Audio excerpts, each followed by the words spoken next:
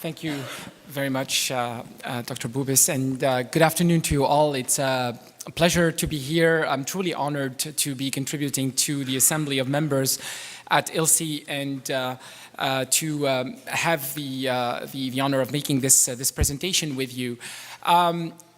As was mentioned, as is mentioned on the title here, I will be speaking about food standards. Once you are a regulator, I guess you keep being a regulator, even if you're no longer a regulator and you think about food standards all the time. But I will focus my talk on international food standards, and hopefully, by the end of this talk, although I know I'm preaching most likely to the converted, that I will further reiterate and further convince you of the importance of these international standards in addressing some of the challenges in food safety and nutrition, and also in further bolstering the contribution of ILSI in this regard. Of course, to do that, what I have elected to do is also reviewing some of the accomplishments and the challenges that face the development of international food standards, and also reviewing the environment that drives the development of these standards. Now, speaking of that environment, one of the most pressing issues that we're facing as a humanity is, in fact, the growth of our population. According to a number of statistics, by 2050, we will see on this planet over a third of our population being present. We will increase the population by 1/3, so reaching above 9 billion individuals. And when you look at where this population is most likely to be concentrated, the areas that will see most of the growth are currently the areas that are suffering most from food insecurity and access to food. Sub-Saharan Africa is currently one of the areas that has the highest level of human fertility and will be witnessing that growth. So this will definitely add to the food security challenge.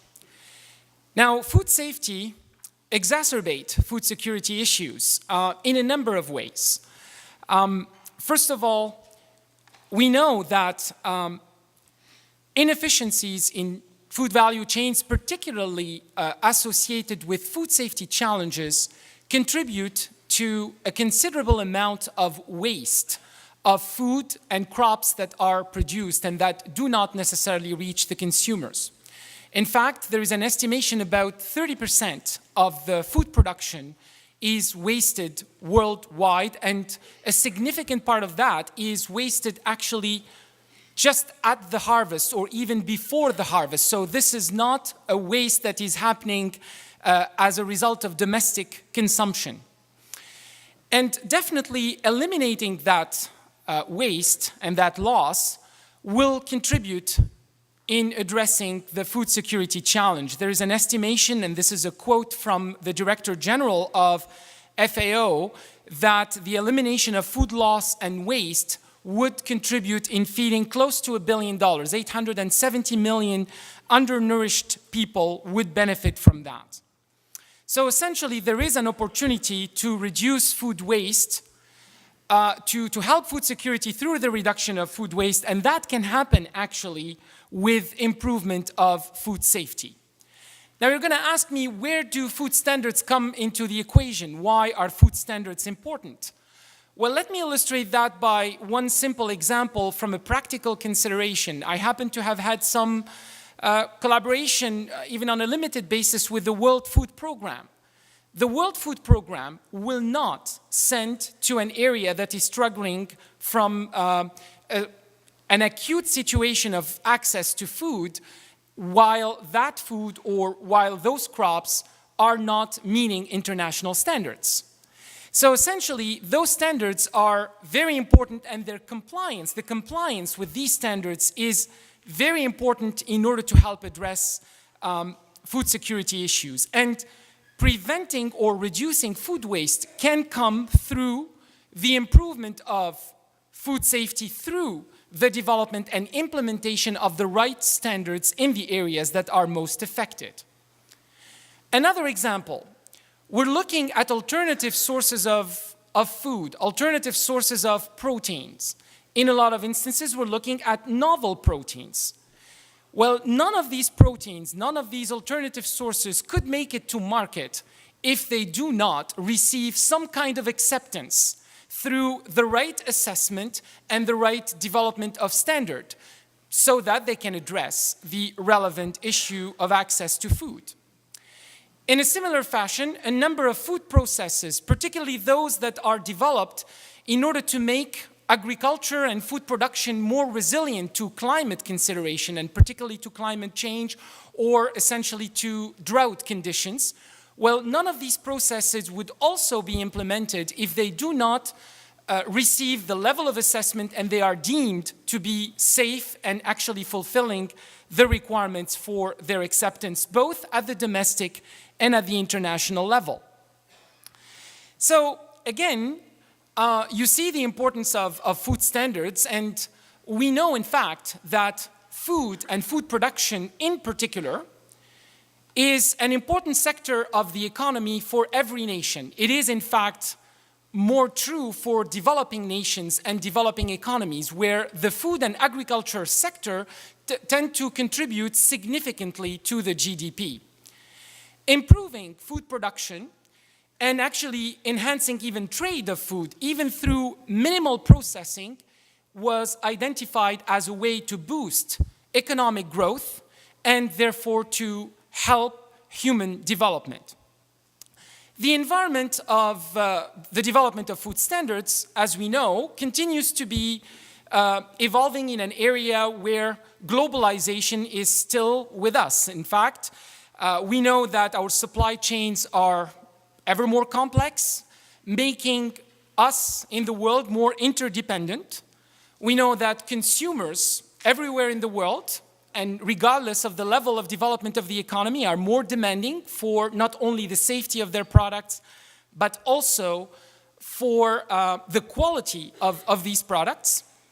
And we know as well, and this is part of the environment in which the development of standards is happening, that it's not surprising to see in one single country, one single region, subpopulations suffering from access or difficulty of access to food, at the same time other subpopulations suffering from obesity.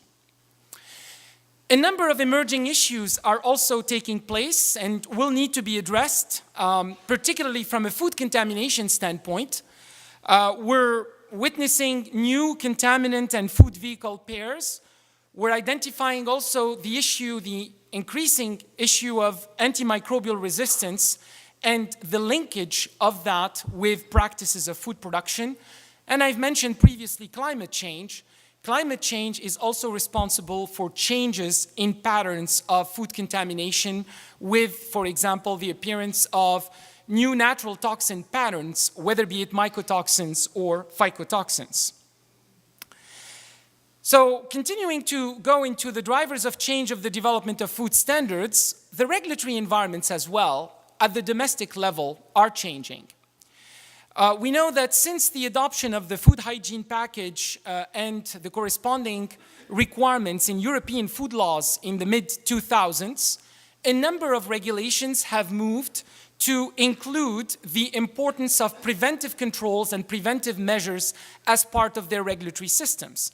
This is definitely the case in the United States with the development of FSMA, the Food Safety Modernization Act in 2011, and also the case in Canada, and it will not be surprising to see a number of other jurisdictions following suit. Looking also at where food regulations are moving at the domestic level, we're seeing certainly an increased emphasis on nutrition-related rules to address some of the nutrition safety considerations, a lot through the use of labeling as a risk management tool. Now, where do international standards come into this equation? Well, international standards have been very important to help level the playing field between different nations in managing the risks associated with food safety and nutrition.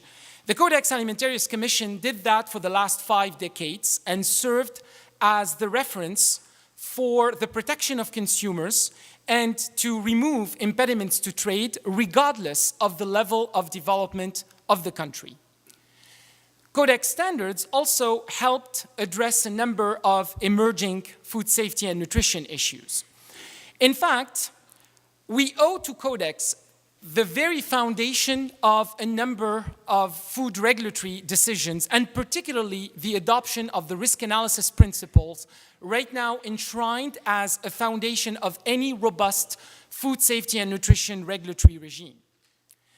And when you examine the output of Codex, what Codex has led to, you will probably see that Codex was in fact responsible to lead a number of areas of food safety and nutrition standard development, and in fact preceded the work that happened at the domestic level. Allergen management, it was actually thanks to Codex that we have identified the issue of priority allergens, and that was the start for the implementation of a number of domestic regulation in allergen labeling. The assessment of products derived from biotechnology, the Codex Alimentarius Commission and the advisory bodies supporting it were key in developing and leading that agenda.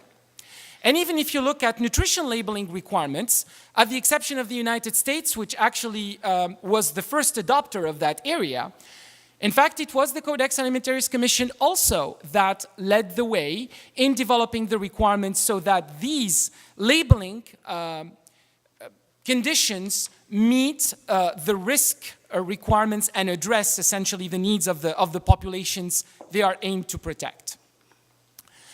We have also witnessed Codex at its best when it addresses emerging issues. You probably remember the melamine issue, one of the most important food fraud events internationally. Well, Codex actually led the charge in developing a standard in a period of a year that helped governments and actually the food industry sector to look at benchmarks for the selection of ingredients and discriminate between products that had the introduction of melamine as a result of food fraud versus the environmental presence. And that was certainly the case with the assessment of radionuclides in food. When the Fukushima incident happened, everybody turned to the Codex standards, even though they were not in fact perfectly set for that. They were really set to address an emergency. They were not set to address chronic exposure to radionuclides, but they certainly helped as a reference to help regulators and other partners in addressing this particular issue. So again, Codex standards have been quite effective. International standards have been effective in addressing a number of issues. And you can tell I'm actually passionate about Codex and in its work and actually the value that it adds to our collective work as members of the food production stakeholder community. But let's face it, international standards also do face a number of challenges in the way they are developed and in the way they evolve. And that generally feeds into the cynicism about, the efficiency of Codex or actually having something proposed through Codex to lead the charge internationally. And when we look at some of these challenges, we see that some of the international standards tend to move more slowly than others. And when you examine the reasons, some of the reasons are really related to cultural differences and differences in cultural acceptance of the output of that standards. That's certainly the case for veterinary applications, a number of food additive applications. That's probably also the reason why we did not move from the risk assessment consideration associated with foods derived from biotechnology to risk management consideration. We stayed at the guidance for risk assessment. The second challenge is certainly linked to resources or the limitations in resources. In order to conduct its work, international food standard setting requires to rely on a body of evidence that represents the globe, and that tends to be resource intensive. It tends also to require the involvement and the contribution of everyone amongst the stakeholder community. And the third reason that I identified in this cursory analysis is that when the work of Codex starts after a number of jurisdictions have already adopted risk management measures, and where everybody is pretty much set in the way they have decided to manage the risk, it gets actually pretty difficult to get consensus, particularly when there are differences that are not based on scientific assessments, that essentially are based on policy considerations or cultural differences. So essentially, going to Codex last cannot be necessarily helpful. It might help to go to Codex first with a particular issue. Now, I'm going to try to use an illustration for this and actually show you one of the recent cases that I personally noticed of what happens when international standards and when that process tends to be left last or potentially marginalized. Generally, that leads to multiple approaches, different rules, and potential confusion, not only on the part of the regulatees, so the food industry sector, even the regulators, and particularly in developing countries, but also consumers, when they see different rules being applied in different places.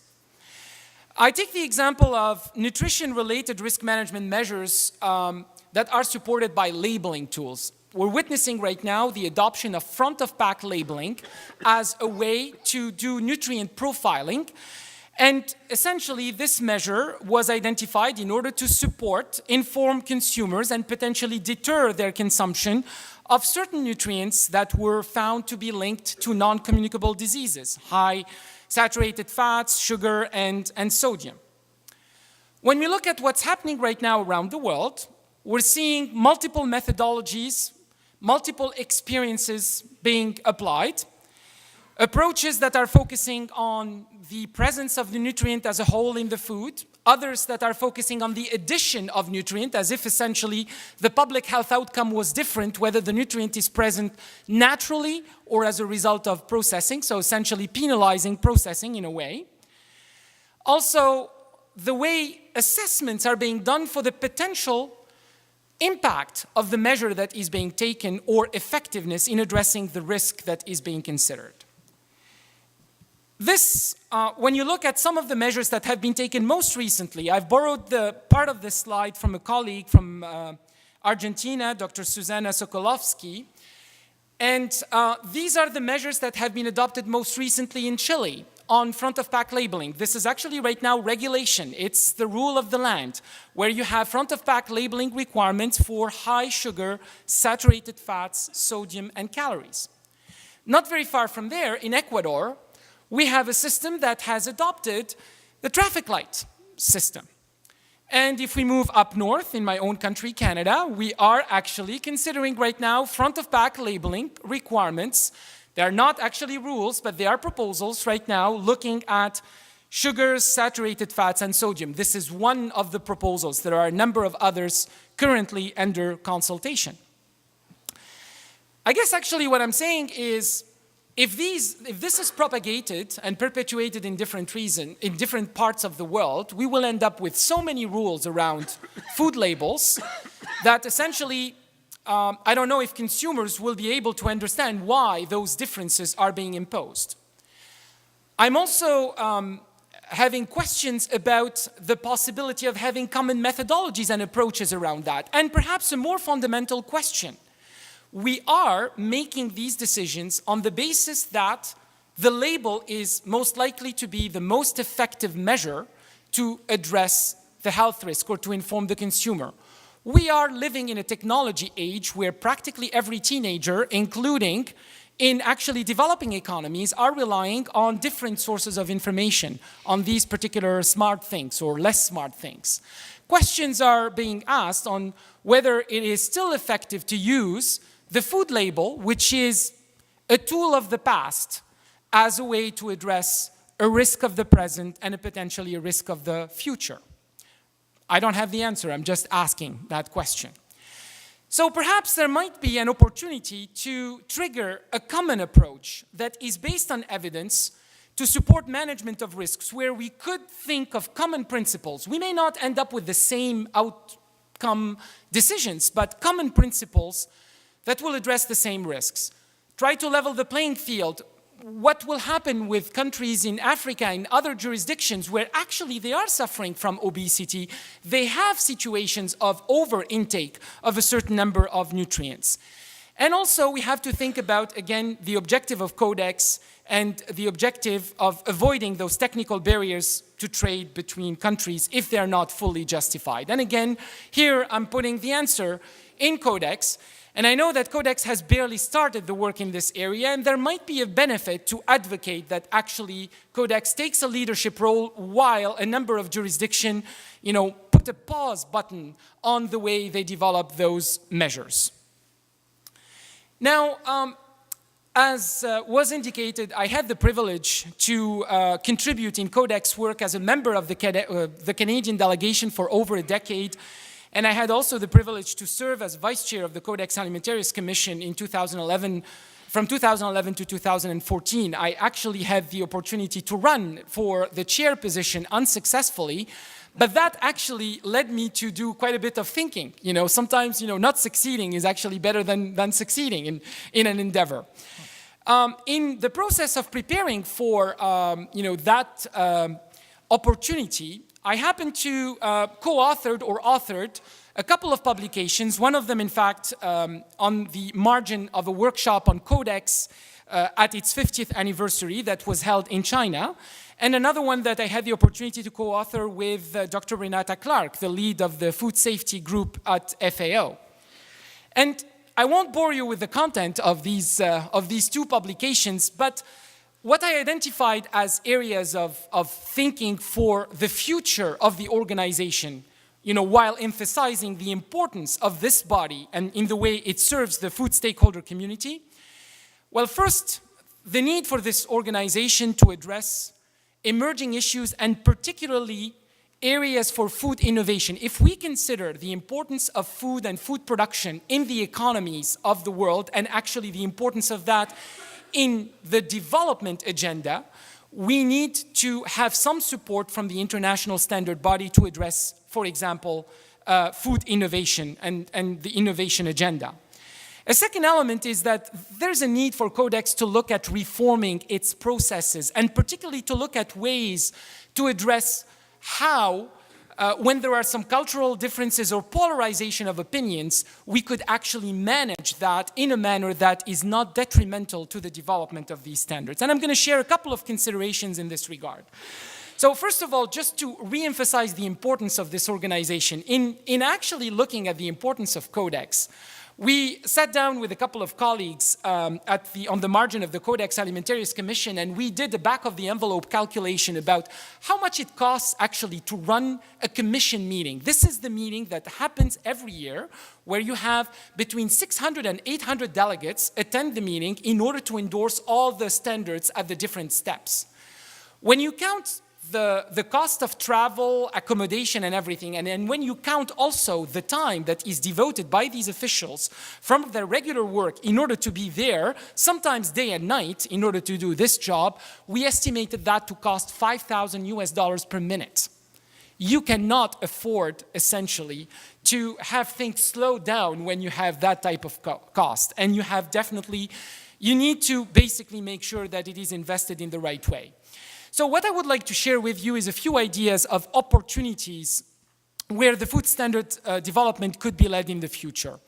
I've identified, obviously, from a content standpoint, two areas. One for Codex, potentially to lead the charge in addressing some areas of the innovation agenda where its guidance, the development of risk assessment methodologies, the development of the appropriate risk management approaches would be needed, particularly to address food security consideration. For example, the review of new sources of protein.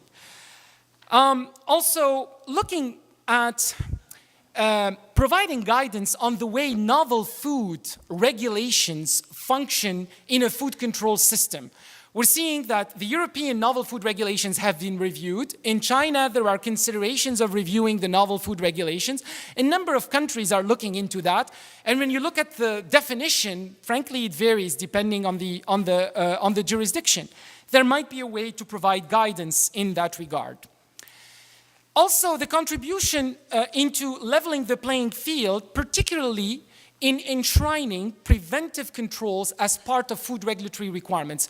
You probably know that a number of jurisdictions still continue to apply end product testing as one of their major risk management measure, essentially around food safety. And the application of outcome-based approaches, particularly enshrining preventive controls in food control regulations, would be requiring some additional guidance, potentially from Codex. And of course, in order to do that, we all admit that the development of standard cannot come without food safety capacity development, and this is essentially going to be a must to go hand in hand with the development of standards. Last but not least, opportunities of reshaping the way the Codex standard development process would move. And without getting too much into the details of this particular proposal, we know that 95% of the standards generally move with a consensus really provided by the majority of the countries and the jurisdictions. There's about 5% of the cases where there are differences, particularly on the basis of cultural differences. And the opposition comes also because Codex is referenced in the SPS agreement in the case of disputes between different jurisdictions as the main reference. So when you have an opposition with that particular standard, and if you let the standard develop, there is a fear on the part of the country that essentially that could be ground for having the dispute, supported, potentially. Well, there might be a way to avoid that. There might be a way to avoid that just by applying the spirit of the SPS agreement. The SPS agreement says that if a country can prove that they have a different level of protection that has been applied all along, and if they happen to have a standard that is different but compatible with that level of protection, they can actually prevail themselves from pursuing their own way of managing the risk. And this could be potentially addressed in the context of the development of Codex standards by introducing a step in the process for that 5% of standards potentially leading to a controversy that will allow an opt-out option. I'm not going to get into the details of how this will function, but I can tell you that, first of all, I'm not the author of this option. I have to really share the paternity of the idea to a number of colleagues that are members or that were members of the Codex Executive Committee that looked at ways of unlocking the slow pace of the development of Codex standards. And this was found potentially as an option that could be legally viable. So again, it may require further investigation, and it is something that is out of the box that may be worth thinking. Now, of course, all this, I acknowledge, it's very easy to think and to proclaim things. It's much more difficult to have them done. And obviously, part of what is needed to have things done is resources. And that will require, amongst other things, leadership. Now, we happen to enjoy right now in Codex a great leadership. Codex, I'm sure that you have been following the changes that are taking place. When you look at the way Codex communicates about standards, the way it communicates about the progress, things are changing. And there is essentially an opportunity to make that change even better. And I believe that the ILSI membership could actually contribute in driving that change. What better than an organization that actually embody the collaboration between the food stakeholder community, industry, academia, and governments? What could be better positioned in order to help that? And again, looking at the time, because I don't want to steal too much time from my fellow keynote speaker, these are some areas of drivers of change that I'm suggesting that could be first areas of attention that Codex could focus its support to, of course, if it gets the proposal from those who matter, meaning yourselves and those who are working around you. From antimicrobial resistance, which actually is being tackled right now by a task force, to food fraud, to labeling considerations, to actually the assessment of novel foods or novel processes, particularly those that can support more resilient agriculture. Now, again, we need all to work together so that standards, or the lack thereof, stop being an impediment for addressing some of the issues of food safety, food security, and nutrition. And again, with ILSI's position, we can start actually, or help shape the agenda for the future and making these particular issues on the forefront of the Codex Alimentarius Commission and its advisory bodies. I know that this organization speaks about collaboration as one of its main values, and I believe that this collaboration could lead the charge to implement that change.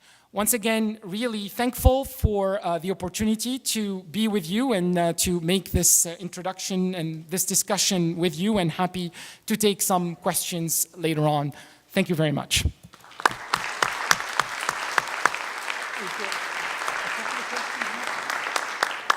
So we have time for a couple of questions now, and there will be a broader discussion at the end of the session. So if anybody would like to come to the microphones in the aisle.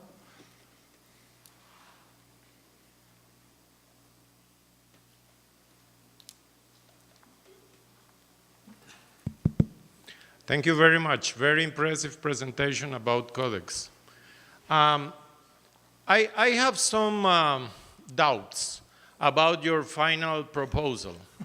I see this requires a very controlled process and a very clear and transparent one. I see high risks that following such a proposal could render into the perception that we as an organization are making some kind of lobby. So if we do decide to go that way, how you see managing the risk on that regard? It is definitely a risk of perception, and I think it's all in the way things are being done. Well, first of all, ILSI is an organization that brings together different opinions and different resources put together. One of the biggest challenges in shaping the agenda is the availability of data. Availability of data that can actually make the case for the issue to be an issue, because for Codex to be interested in an issue, you need to make the case for it. And essentially, provision of the data is very much within the mandate of what this organization can do without necessarily influencing the agenda or actually being, accused of lobbying. In a lot of instances, that's really a critical step for considering a situation of importance and making it on the agenda. The rest, I think, will rely on the activities of the membership themselves. So this is not necessarily on the part of ILSI as an organization, but for members to be sensitized about of the importance of the same challenges that may have a likelihood for some of these challenges to be put on the agenda either of the regulators or, of whatever mechanism that could be used in order to highlight the importance of that issue. So I take your point there, and it needs to be managed carefully. I would say maybe the best way would be to provide the data on local level, and then through the governments in a very sound way, they raise those proposals to the commission or the required committee in order to avoid, let's say, a perception at global level that ILSI is entering those waters. In all instances, actually, no proposal can move without a proposal from a country. Yes. So it has to come from, and all it takes sometimes is one country proposing something and everybody rallying behind it. Thank you for a very nice presentation. Josh Anthony from the Campbell Soup Company. I was very interested in the discussion that you had around looking at common labeling. And the idea of using tools to help provide a greater degree of information to consumers as opposed to as much maybe going on front of the pack. I think the challenge is, though, is that whether you agree with it or not, because we had some discussion along these terms this morning, is the role of that information. When you see something like a traffic light, clearly the role of the information on that label is really geared to help people make better or healthier choices. Whereas if you have to take the additional step, even if it's simply, scanning a QR code or a barcode, then it provides access to information, but people might not necessarily be taking that step from a health standpoint. So how do you reconcile that? What's the role? And if you have to take another step, how do you use that information to help make better choices? I guess I'm not an expert on smart tools, but I guess maybe the naive idea I had on the use of these tools is that they could be part of solutions that are more personalized solutions. So if you have a system where the scan will lead to highlighting areas that were already pre-programmed for you as a consumer. I have hypertension, therefore I need to look after high sodium containing foods. The scan will give me right away that highlight. Of course, you cannot program for every single nutrient, but you can actually set some rules in that regard. And I consider that might become even more effective than the labeling. So it needs to be mixed with other things. Providing the information simply, basically moving the information simply from the label to a smart phone is not actually smart because it's simply a geographic location. Yeah. I love that. I think the idea of tying it to personal health goals, would make it much more motivating and potentially a more sustainable approach. That's excellent. Sam, thank you very much indeed. Thank you very much.